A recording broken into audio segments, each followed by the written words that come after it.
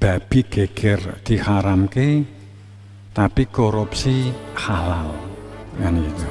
Babi haram tapi ngapusi menggunakan uang rakyat benar. Itu kan mati uteke karena otaknya tidak berhubungan, tidak digerakkan oleh nurani, tapi oleh sanubari.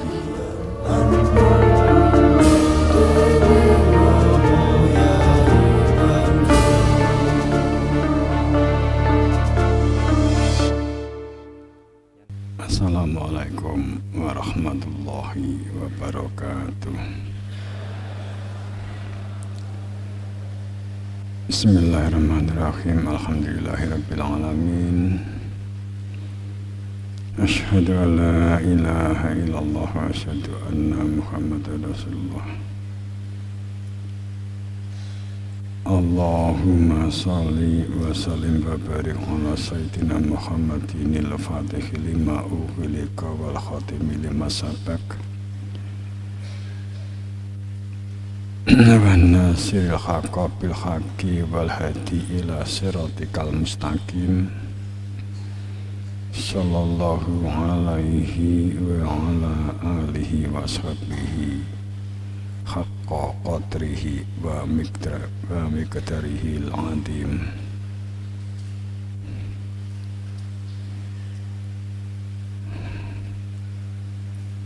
Jamaah rahimakumullah. Pertama kita memunajatkan rasa syukur kehadirat Allah Subhanahu wa taala menjadi hamba yang pandai berserah terhadap ketetapan Allah dengan kesadaran hidup ini berproses. Kita itu ajalin musammarah, hidup di dunia ini ada batas umur kita masing-masing. Makanya kita memberdayakan diri sebaik-baiknya karena sadar bahwa kita ini untuk memiliki bekal sebaik-baiknya.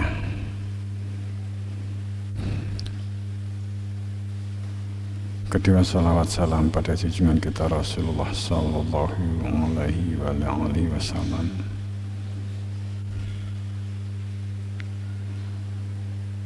Semoga selalu dalam syafaatnya.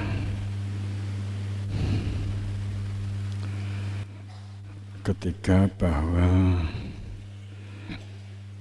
kehidupan yang kita jalani atas keberadaan berpegangan berpedoman pada sesuatu yang la raiba fihi hudan lil muttaqin, berpedoman pada Alkitab, dzalikal kitab, itulah kitab, perihal mengadanya ahadiyat keberadaan diri Tuhan. Kemudian keberadaan fakta hidup bahwa kita ini beraktivitas, berpikir, bertindak. Tapi kehidupan ini ada dua fakta. Fakta kehidupan yang lahir dan kehidupan yang batin.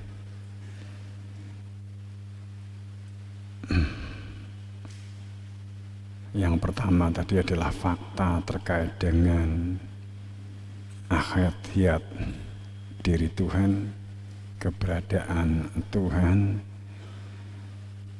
sekaligus keberadaan jati diri fitrah manusia yang asal fitrah manusia dari fitrahnya Allah piyambak. Artinya ada tiupan ruh sebagai energi yang diletakkan dalam kehidupan kita sehingga kita menjalani hidup itu dalam kesadaran ruhiyah. Siapa mengenal dirinya maka mengenali Tuhannya. Hanya saja untuk mengenali Tuhan, bentuk dan wujud laqad manallahu 'alal mu'min, wujud maha murahnya Tuhan sebagai wujud laqad manallahu anugerah yang tak terhingga bagi manusia yang iman.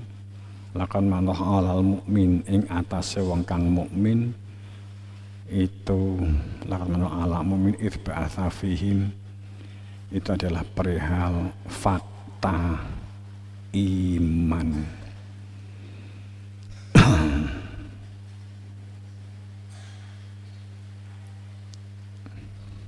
Sebutir garam yang kita masukkan ke mulut terasa asin adalah merupakan refleksi dari asinnya seluruh samudra, sehingga sang eksistensi garam hanya sebutir adalah menunjukkan terkait dengan Sang Maha Samudra. Karena garam itu asalnya dari samudra, maka tersebutlah ulaika ladzi atainal kitab atainahumul kitab. Keberadaan laqad manallah bagi orang-orang yang mukmin, orang-orang yang beriman yang dipertemukan dengan kebenaran dan mau meminta ilmu di dalam kebenaran, sehingga tersebut menjadi orang-orang yang taat patuhnya konkret, bukan abstrak, tidak samar tapi real, sehingga terbebasnya kehidupan dari penjajahannya nafsu.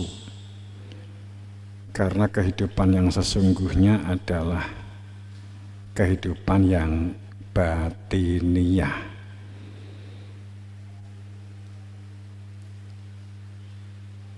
Allah selalu kemudian Allah laqad manallahu 'alal mu'minin ba'atsa fihim rasulan, bertatap muka dengan kebenaran, keberadaannya sang wakil resmi Tuhan. Ini sesungguhnya seharusnya logikanya adalah mutlak.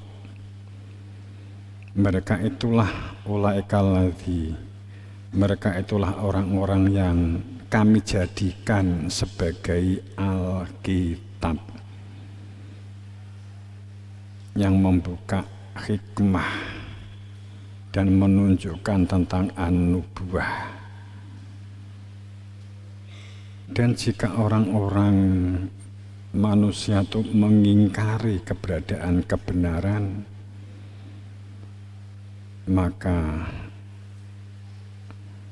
akan diserahkan kepada mereka yang sama sekali tidak mengingkari untuk melakukan penataan, pengelolaan, sistematika, manajemen, akan diserahkan kepada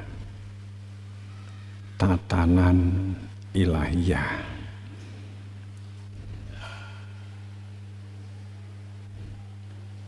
Sungguh bahwa laqad ji'nakum bil haq walakin aktsaruhum lil haq karihun.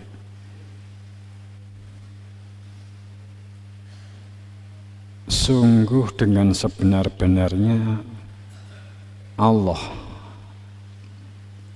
melalui utusan di muka buminya, khalifahnya, maka dikatakan laqad ji'nakum, bil haq,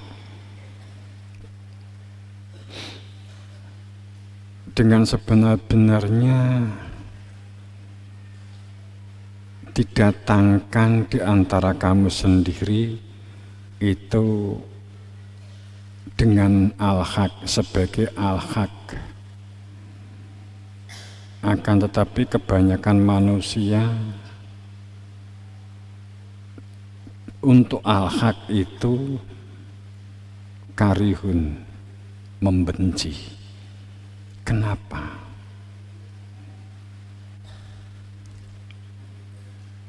Saat durasi waktu tidak lagi pendek, saat jeda waktu tidak lagi hanya sepanjang penggaris, akan tetapi sudah merupakan rentetan rantai marantai sambung, sehingga pembelokan, pembiasan bisa jadi itu semakin jauh dari kebenaran, sehingga sepertinya walaupun mungkin seseorang tidak berniat bohong, akhirnya kebohongan demi kebohongan harus ditutup, kebohongannya harus ditutup. Karena jujur itu sangat berat.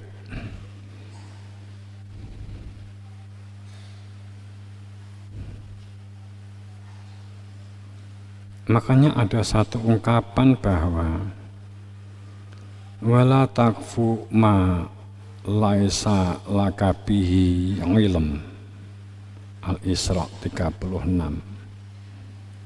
Kalau memang kamu itu ingin mengikuti kebenaran, maka ikuti kebenaran yang dimensi yang kamu ikuti dari semua sisi itu memang kebenaran, dapat dipertanggungjawabkan kebenarannya sebagai sebutan sultan tentang zikirnya, tentang syariatnya, tentang tauhidnya, tentang sosialnya, tentang kehidupannya, sehingga jangan kamu menjadi orang-orang yang mengikuti apa yang kepada seseorang atau kepada sesuatu yang tidak memiliki, yang tidak berada di dalam ilmu, tidak di dalam ilmu. 3 hal: ilmu yang menjadikan bersaksi, ilmu yang menjadikan di dalam hakikat, dan ilmu yang menunjukkan pintu pulang kembali. Itu yang tersebut di dalam Al-Quran. Prasyaratnya apa saat seseorang dikatakan bahwa kita tidak mengikuti sesuatu atau seseorang yang tidak memiliki ilmu? Orang yang memiliki ilmu itu adalah menjadikan bersaksi fakta di dalam rasanya, menjadikan hidup berada di dalam hikmah, tidak hanya kulit, tidak eksim, tidak hanya penyakit kulit,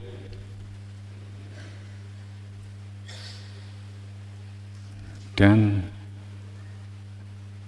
mengetahui kepastian alamat tujuan pulang. Ini yang tadi saya sebut bahwa ada 2 kehidupan. Kehidupan yang lahiriah, ini juga sepertinya fakta, ini ajalin musamma, ada waktunya, ada batasannya. Kehidupan yang kedua adalah ruh, tentang ruh, yang pada saat jasad ini dipendem masih ada kehidupan lanjutan, yakni ruh, sehingga dunia ini sesungguhnya proses kelahiran sampai proses mati itu sekolah, itu belajar. Prosesnya masih di dunia ini belajarnya. Kemudian pada saat meninggal, pelajaran ragawi itu selesai,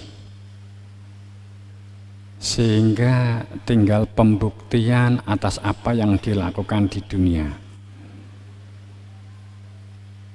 Akan tetapi pada saat ada ungkapan orang yang dimasukkan ke neraka oleh Allah, jangan kemudian berpikir bahwa Allah itu maha kejam. Artinya bahwa dalam setiap diri itu ada ruh Tuhan. Setiap diri kita itu ada daya kuatnya Tuhan. Mbok nggih apa?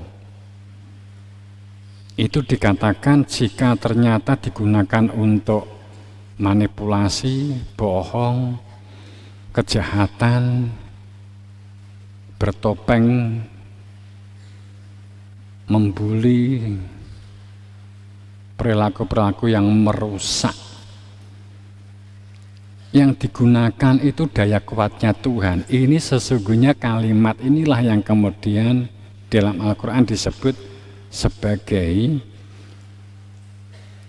sepertinya kalimatnya adalah oleh Allah dimasukkan ke dalam neraka.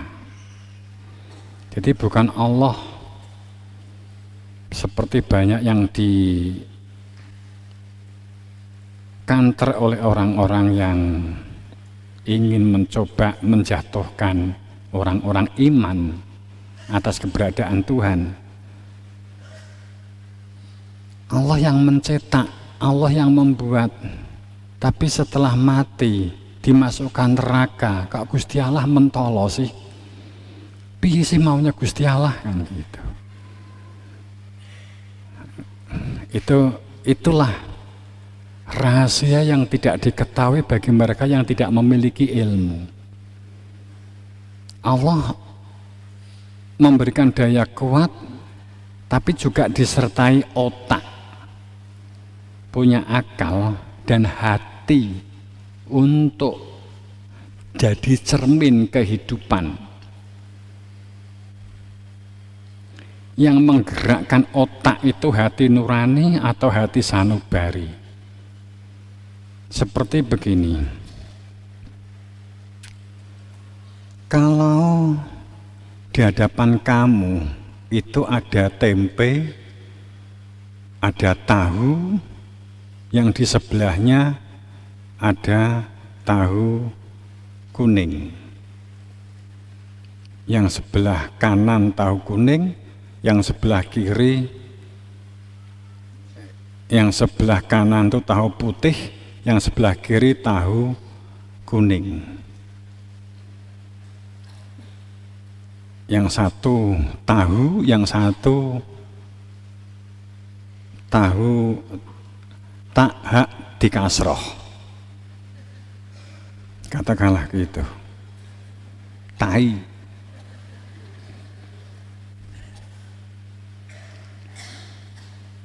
Otak kamu akan memilih tahu, itu pun kamu juga nggak akan doyan makan karena bersebelahan dengan tahu.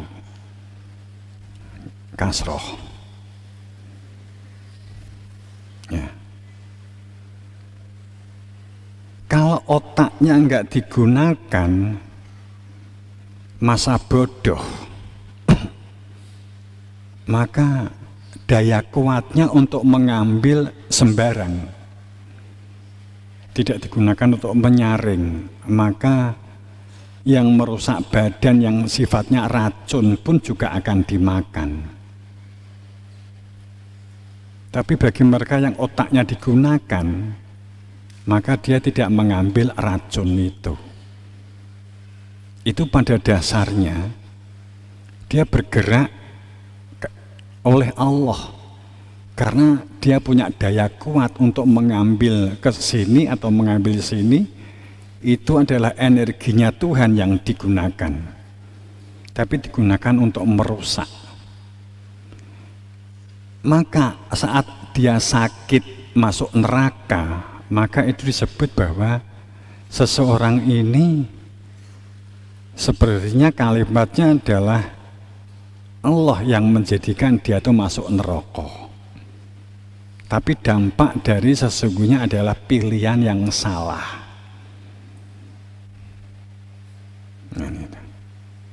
Dan contoh itu kan banyak banget. Saat babi geger diharamke, tapi korupsi halal.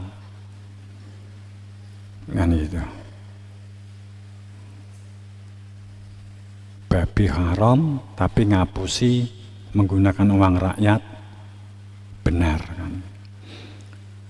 Itu kan mati uteknya karena otaknya tidak berhubungan, tidak digerakkan oleh nurani, tapi oleh sanubari.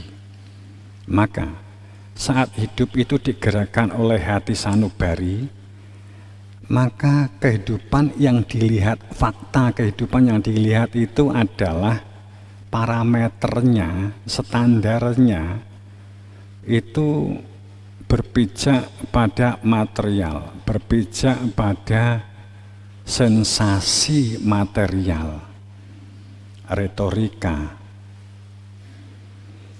formalitas. Itu kehidupan yang hanya lahir.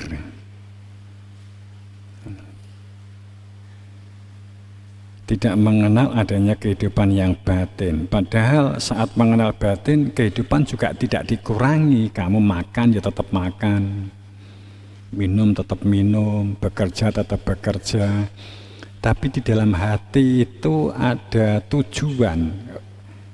Bekerja kita tuh ada tujuan, roh tujuan. Mengetahui asal usul kehidupan.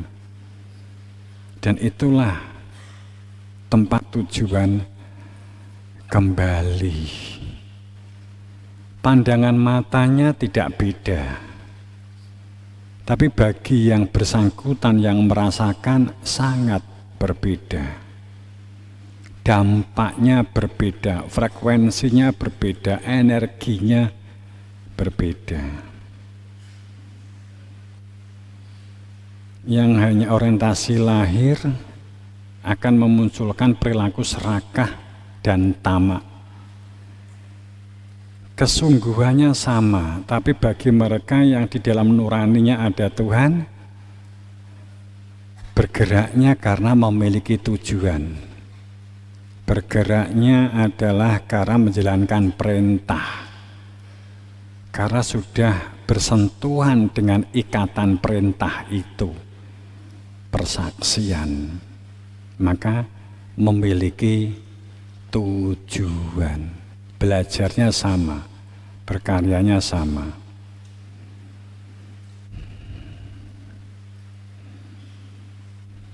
Maka jangan kamu mengikuti seseorang yang kamu tidak tahu persis bahwa orang itu memiliki ilmu, tapi yang menjadi catatan, jangan pernah membenci, jangan pernah arogan dan sombong merasa suci.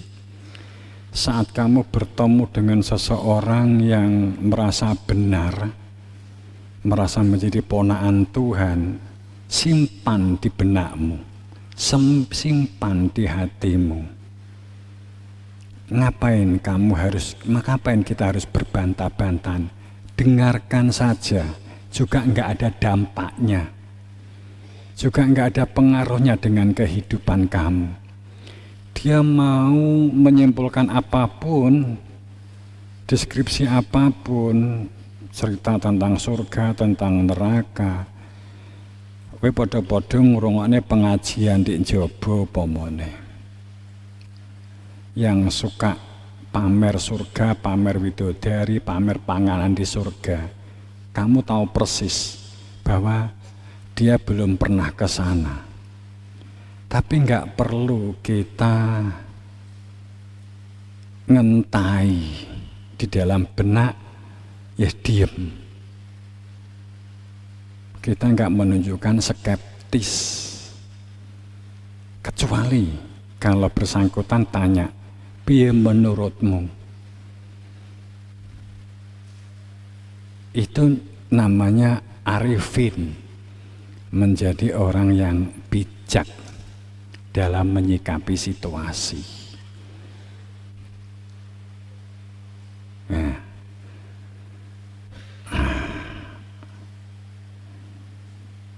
kalau nggak ada dampaknya, nggak ada pengaruhnya, ngapain kita harus berbantah-bantahan yang hanya akan melemahkan iman.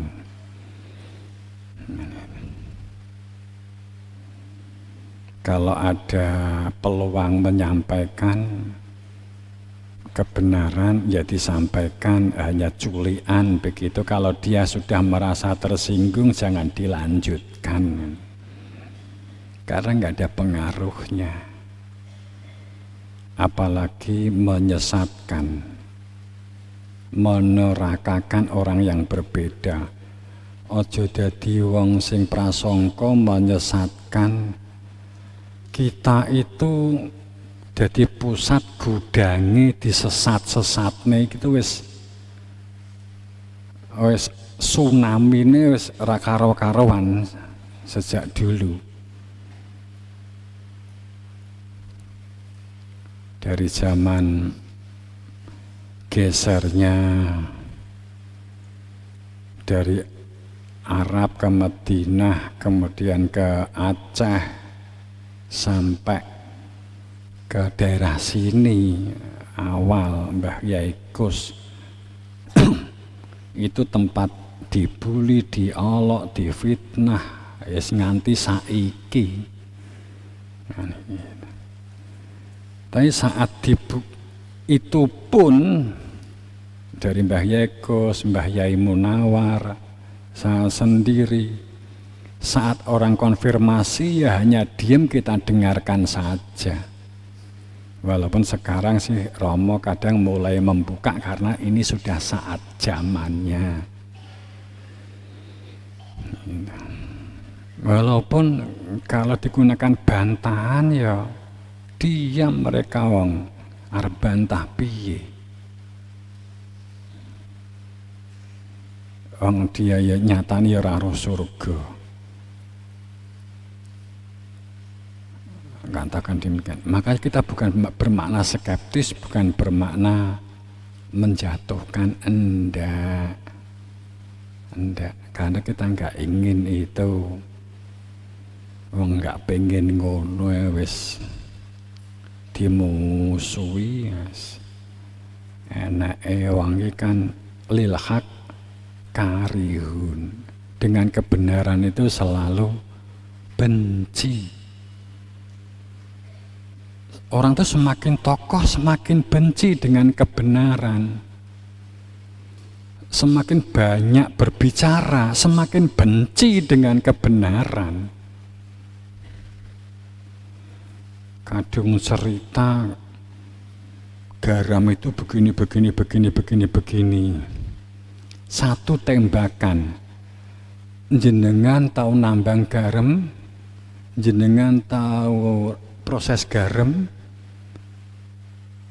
Garam itu tidak hanya laut, tapi ada garam Himalaya, ada garam gunung, ada garam sumur. Jenengan tahu? Enggak ada. Enggak enak itu garam Himalaya, di gunung dhuwur kok enak garam.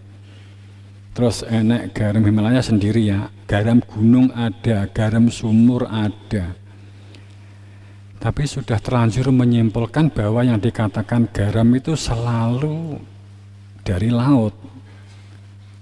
Upamanya begitu, dan itu sudah menghasilkan cuan, sudah menghasilkan income bagi diri dan keluarganya. Maka saat dia menjawab, jenengan tahu garam? Ya tahulah, ada garam Himalaya, garam laut, garam gunung, garam sumur. Ini apa garam kok sumur? Ada. Di mana? Di Grobogan. Katakanlah gitu, prosesnya ambil air dari sumur, sana turun-temurun menggunakan bambu. Umpamanya kalau dia tanya, tapi kalau dia tanya ada apa? Tapi kalau dia menjawab, bohong kamu, enggak ada tuh garam itu, jangan mengada-ngada, maka yang paling bijak diam. Walaupun bukti itu di dapur nggak perlu dikeluarkan. Saat 2012 geger hebat, saya memegang seratannya Mbah Yai tentang proses pelanjut. Kedua, rekamannya Mbah Yai jagongan dengan saya 3 kali. Kasetnya ada 3. Saat geger, saya tidak pernah ingin mengeluarkan itu karena nggak bijak dan nggak ada gunanya, maka tetap tersimpan. Saya yang ngajak, ya doa mubahalah, terus kemudian dia lari kan gitu saja. Jadi bukti-bukti konkret